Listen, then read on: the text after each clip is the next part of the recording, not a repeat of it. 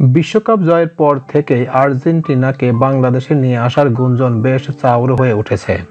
Bangladeshi football প্রেমীদের আকাঙ্ক্ষা পূরণ করে বিশ্বকাপ জয়ী লিওনেল মেসিরা বাংলাদেশে আসবে কিনা সেটি নিয়ে চলছে জোর জল্পনা কল্পনা।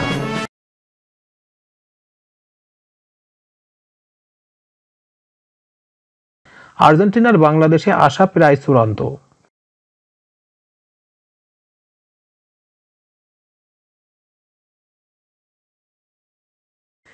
এবার শেষ হতে চলছে আর্জেন্টিনায় ঢাকা আসছে কিনা সেই জল্পনার।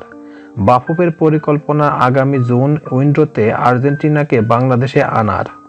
এই ব্যাপারে বিস্তারিত জানাতে আগামীকাল বুধবার বাফুফে ভবনে সংবাদ সম্মেলন ডাকা হয়েছে।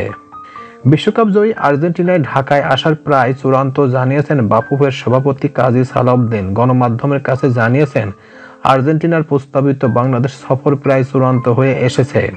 এখন শুধু টার্মস অ্যান্ড কন্ডিশন নিয়ে আলোচনা চলছে। তারা আর্জেন্টিনা আমাদের জানিয়েছেন যে জুনে ফিফা উইন্ডোতে তারা আসতে চায়। টার্মস অ্যান্ড কন্ডিশন সমস্যা না হলে আগামী জুনে তারা আসবে বলেই চলে। এর আগে 2011 সালে সেপ্টেম্বরে প্রথমবারের মতো বাংলাদেশে এসেছিল আর্জেন্টিনা। সেই সময় আফ্রিকার দেশ নাইজেরিয়ার বিপক্ষে একটি প্রীতি ম্যাচ খেলেছিল মেসিরা। সেবার আর্জেন্টিনাকে বাংলাদেশে আনতে প্রায় 40 কোটি টাকা খরচ হয়েছিল বাফুফের। আগামী জুনে আসলে দ্বিতীয়বারের মতো বাংলাদেশে সফর করা হবে আর্জেন্টিনার, আর বিশ্বকাপ জয়ী হিসেবে প্রথমবার। এবার বিশ্বকাপ জয়ী আর্জেন্টিনাকে আনতে বাংলাদেশের খরচ হবে প্রায় 100 কোটি টাকার মতো। আর্জেন্টিনার আশা নিশ্চিত হলে তারপরে তাদের প্রতিপক্ষ নিয়ে ভাবা হবে বলেও জানিয়েছেন বাফুফে।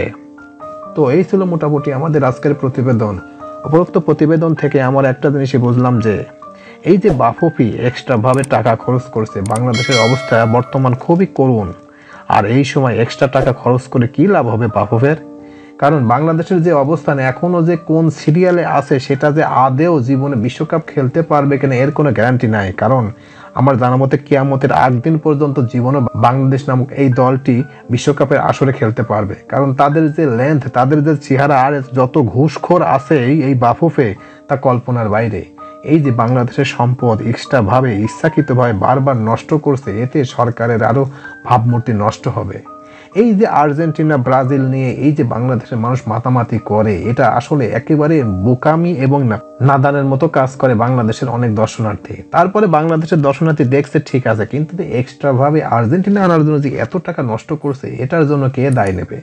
কারণ বাংলাদেশের সরকার তথা বাংলাদেশের কেউই এখন জনগণের কাছে জবাবদিহিতার প্রশ্নের সম্মুখীন হতে হয় না। তাদের মনে যখন যেটা চায় তারা তখন সেটাই করে। হায়রে বাংলাদেশ, এই বাংলাদেশের নামক এই শব্দটা আস্তে আস্তে যে গণতন্ত্র নামক শব্দ উঠে যে এখন এই যে রাজতন্ত্র হিসেবে প্রতিষ্ঠা লাভ করছে, এটাই এখন আমাদের কাছে ভুলভাবে মনে হচ্ছে।